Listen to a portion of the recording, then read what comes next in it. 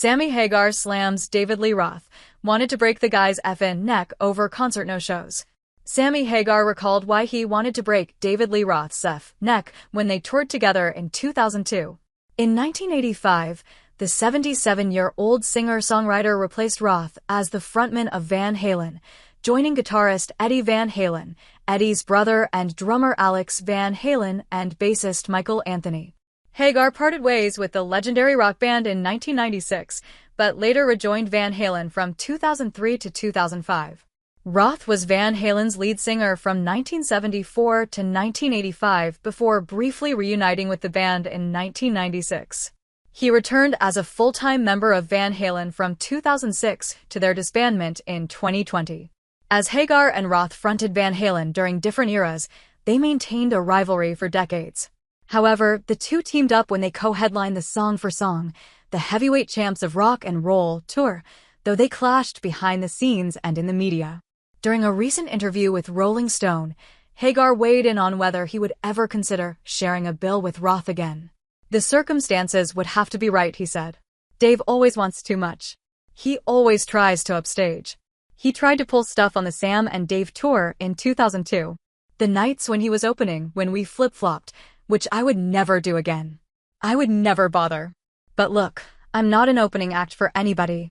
The Red Rocker claimed that Roth would let fans down by pulling out of shows at the last minute when they were touring together. On those nights, he would call in and say that the bus broke down 10 minutes before he was supposed to go on, Hagar said. And because I care about my fans, I would go on. And I did that about 4 times. I wanted to break the guy's neck. And the stupidest thing is, he did the worst when he headlined, he added. He couldn't follow me with a band of kids, playing Eddie's guitar solo note for note, and playing Eruption and S. He did his whole Van Halen show from 1983, and I'm going, what an idiot. He should have represented himself a little more like who he was as a solo artist. Hagar rose to fame in the early 1970s as the lead singer of the rock band Montrose and later established himself as a successful solo act before becoming a member of Van Halen. While speaking with Rolling Stone, Hagar shared that he felt so fortunate to have had a solo career prior to joining Van Halen.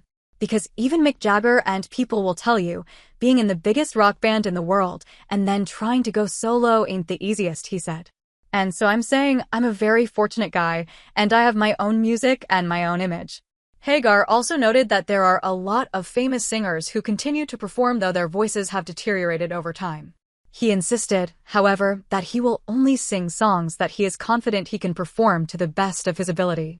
If I can't sing the songs, I ain't going to sing the songs, he declared. And fortunately, I got a lot of songs. I got about 600 songs I've written in my life between all my bands and my solo career where I can pick enough songs where I could probably do a show that are low enough to wear if I can't hit the high notes. But I don't even want to do that, Hagar added. I don't want people out there screaming for dreams. And I can't do it,